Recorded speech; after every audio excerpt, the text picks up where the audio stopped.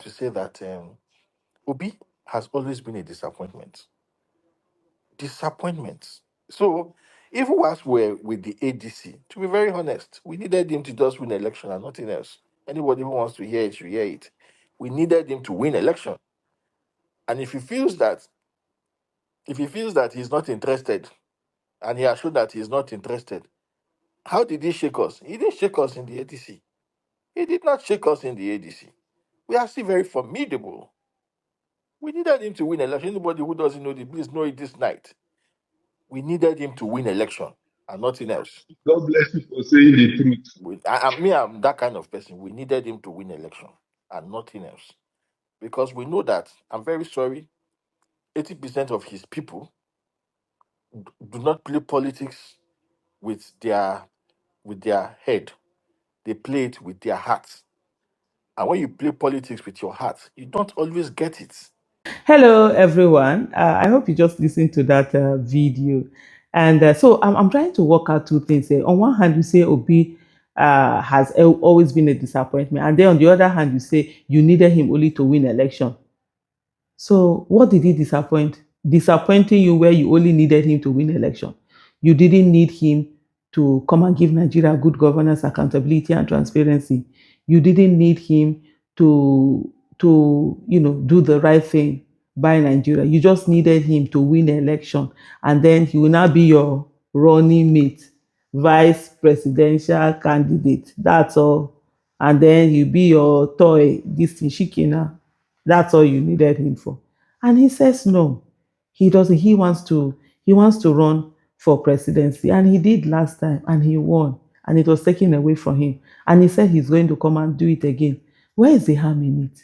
Do your day. Let him do his do. Sometimes this thing, it just gets to a place where I don't get it. And especially where you hear it from that voice. I don't know who that person is, but from the voice, it looks like is someone at least within the younger generation kind of voice. That's not a voice of someone in the 60s or 70s. So it's a younger. You are ready to mortgage your life, your future. Let's look at, for me, like even for a lot of conversation that I've had privately in terms of, let Atiku be the option. Even when they were like, let Peter Obi be running, I'm like, how? Who puts his best foot backward? They are playing football now. Have you seen any team that bench its best 11 and then took the other 11 and say, you just be here, be watching how they are doing it, just be here, and just your presence on the bench is going to allow us win? It hasn't worked like that. I look at this thing. For me, honestly, I really don't even want to get into trying to. This is not even about dragging. This is just about being factual.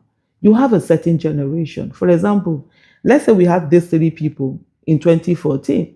And I said to someone the other day, I said, in 2014, God knows, I never wanted Buhari. Buhari is the last thing. Yeah, even in October 2014, I was like, there's no way Buhari can win the election. After what happened, that riot. I'm not saying he caused the riot, but I said he could have done something more to stop that riot. He could have done something. He could have, call out to your supporters before they even go angry, calm them down, stuff like that. But at the end of the day, I ended up voting, Buhari. And it was for one reason. And one reason, that's why for me, I don't even care about Buhari. Osinbajo was who I voted for. Osinbajo was the one running mate, and then Buhari is known to delegate. And I said that, okay, fine, Osinbajo is because that's when they were like, Osinbajo, if we do economy, take charge of economy, Buhari, security and everything. And he came in. What happened? Osinbajo was just there.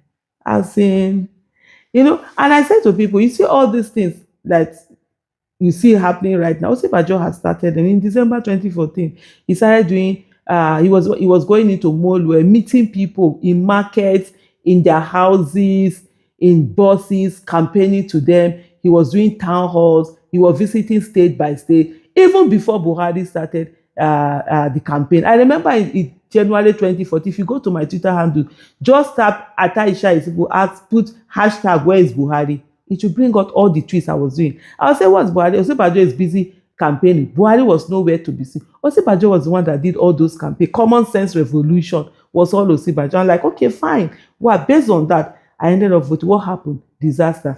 I said, now, you've brought, Buhari has come. Disaster. Tinubu has come.